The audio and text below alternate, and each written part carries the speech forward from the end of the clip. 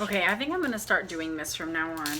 This has just rocked my world. I've seen this before. I've cooked chicken in the crock pot before. The most I've done with it is use it in place of a roast chicken, like chicken with a couple of sides. I've also taken the whole chicken breast and made had chicken tacos after church, but I've never done what I just did, and I've heard of people doing this, so it's not like I invented it or anything, but I can see the benefits of this. So this is just one breast, one drumstick, and a thigh of the chicken. So pretty much half a chicken minus the wing. I'm going to use this for the soup tonight, which there will be leftovers probably tomorrow and the next day. And then this is the whole rest of the chicken with no bones. I left all the bones in the crock pot. And I'm going to save this in the fridge and make 2, 3, maybe even 4 more dinners from this chicken. So this is super exciting. This is a whole organic chicken from the farmer's market.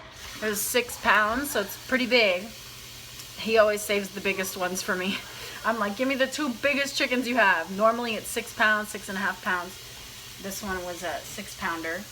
And I forgot this crock pot has actually been off since this morning. So I took all the bones off, put them back in the crock pot with all the juices, filled it up with water right now. And I'm gonna plug it right back in and put it on low till tomorrow. And that'll be the richest, most delicious bone broth ever. I could chop an onion and throw it in there. So I'm gonna put this away for tomorrow. And this will be our soup chicken for tonight. And I don't wanna put that in as the soup is cooking. I'll probably put it in at the end because then it'll get that weird overcooked chicken texture, you know? So that's the first step. Got my chicken right there. Okay, so first thing, I'm using this Dutch oven for my soup tonight. Gonna coat the bottom with olive oil. Put it on medium. I would say about 2 tablespoons or so. And for that, after that's warmed up, we'll throw in a whole onion. I cut up 4 or 5 garlic cloves and like 5 small carrots. You can do more if you want. I'm also going to put cabbage. And for this soup, there is no wrong way to make it. Just use whatever vegetables you have. I'm going to do cabbage. And at the end, I'll put some spinach. I'm also going to do sweet potato because I love sweet potatoes in soup, and a can of coconut milk and the chicken. I usually put a cup of wild rice in, but I ran out and I forgot to buy some. I was at the store today. That's what happens when I don't write things down. So I would say do a cup of quinoa instead, but those of you that know me, I have had a bad reaction to quinoa 3 times now, and I'm done with it. So I could just do white rice or a noodle, but I don't have any noodles that I want to use for it. So maybe I'll break up some angel hair. Like, yeah, I'm gonna do that. I'll just get some angel hair and like cut it in 3 pieces, so it'll be like a third of the length of the normal noodle. And so I'm just waiting for that to heat up. Actually, I'm just gonna throw it in now. 1 whole onion, as much garlic as you want, as many carrots as you want. If you have celery, it's good in here too, or leeks, or fennel. I mean, really, there is nothing, there's no one way to make this. And then some cabbage. And I know people chop up cabbage real small for soup. I like throwing in chunks like this, like all together. I don't know why I grew up on it that way, so it's just yummy to me to find a delicious big chunk of cabbage in my soup. Some of it will separate and that's fine, but I love those little chunks.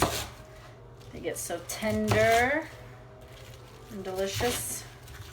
Cabbage has got to be one of the most expensive organic vegetables I've ever seen. I don't get it organic because it's insane, the price difference, but man, I wish it wasn't so expensive. I would get it. And the cabbage should go in there too in the beginning.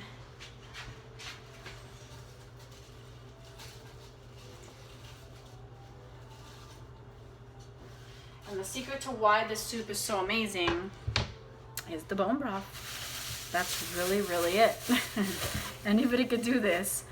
Get yourself some chicken bones and make yourself some bone broth, and I promise you it will be the best soup you have ever eaten, you have ever made. You will never go back to just water or store-bought chicken broth or whatever. The bone broth is like what makes it. So I have a video on how to make bone broth. You should definitely check that out. All right, putting in the sweet potato.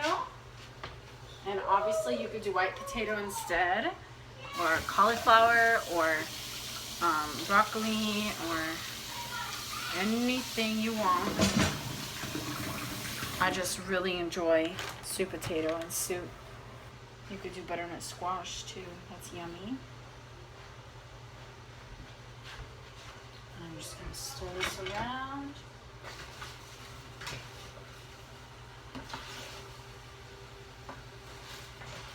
I can smell the garlic. I love olive oil.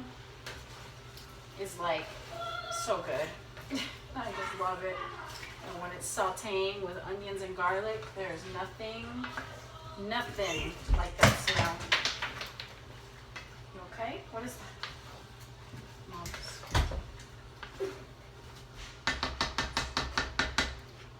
And I'm gonna season it with salt and pepper, and that is it. Because the bone broth is that flavorful and delicious. And I usually do a good generous, maybe about 1/4 teaspoon of pepper and about a teaspoon of salt, and you can always add more if you need to. Man, my storage was full, so it cut me off, so you didn't get to see the bone broth. I always have this huge bowl filled with bone broth in my fridge, so I pulled it out and poured all the bone broth into the soup. And that's all I did. I added the salt, pepper, and then I poured the bone broth in. And I like to put it, you can't see very well, like right under all of the food so that it's a nice hearty soup, you know? So it's not completely covering everything. So it's really hearty. Obviously this stuff will wilt down as well. And I put it on high just to get the boiling going. And once it starts to boil, I'll lower the heat to a slow simmer. My little boy set the table all by himself. I am so proud of him. And the other one tidied up. He picked up all the toys around the whole house. And I was like, you can pick up all the toys around the whole house and I'll pick up your Legos for you. So this is what I'm doing for him. Okay, so this has been cooking for a little while. I'm gonna let it keep on cooking and wait till everything's nice and tender, because really the only thing that needs to cook after, the only things that I'm adding to it that needs to cook is the pasta. The chicken's already cooked. The coconut milk, obviously, you don't want to add it too soon because then it curds up. And the spinach, I like to add it at the very end so it stays bright green. It's just so beautiful. And then the noodles, angel hair, will cook in like 3 minutes. So start cooking that. And this is the cheesy garlic flatbread I'm making as a side. I do the bread recipe that I've shared with you guys already. I cut that dough ball in half and then roll it out. There's one in the oven already. This is the other one. And so it makes 2 semi-thin flatbreads. And then I drizzle olive oil on it and spread it all around. Oregano, garlic powder, basil, and a little mozzarella. And it's yummy. Okay, so I just broke up the noodles. I'm putting in the chicken. And I'll put the spinach in after the noodles are cooked, as well as the coconut milk.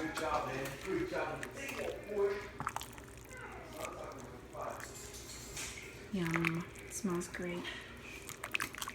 Bone broth has changed our lives. One of the breads is ready and a little toastier than I wanted. The grown-ups will eat this one. I'm going to make sure the other one comes out before it gets brown. Alright, I'm going to go ahead and add this can of coconut milk and lower the heat a lot. And I shake it real good because all the fat accumulates on the top of the can, and then it's like clumpy in there.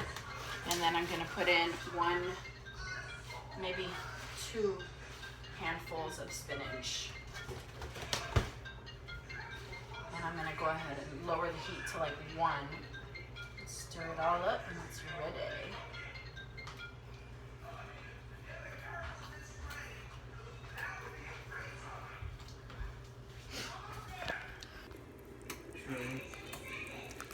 There it is. You have got to try it and let me know what you think. How long before dinner's ready?